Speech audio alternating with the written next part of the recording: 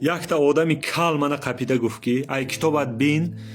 اگر موی سرم یگان ریسیب گفت برات من تو به 1000 سوم میتیم گفت خب اکا جون کک رز آمده کتاب کوام بوده است و دخترایی که موی سرش تنگه باره میریزد گفت وای بهم زور و بسیار دخترها التماس موی سرامو دراز نمیشه چیکار کنیم وای بهم هر سهش و چیکار میکنیم سیادونه سیاه است کو 250 گرم میبیارید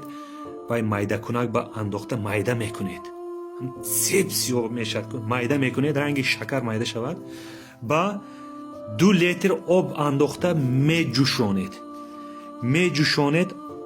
میده علوب قطعه کم میجوشانید تا 1 لیتر مانده نشه بعد 1 لیتر همون یگان داکه با گرفته آبشه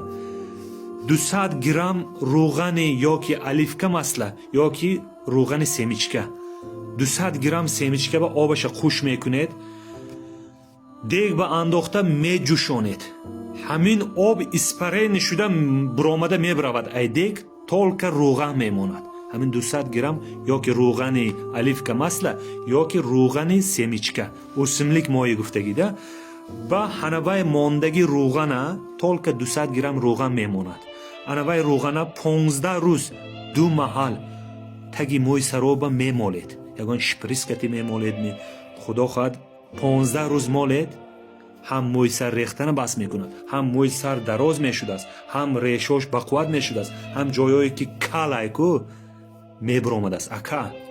1000 سوم را تیار کن اکا خدا خواهد من باوری دارم تو اخلاص کردن نیتت پاک باشد کن یک بار اکا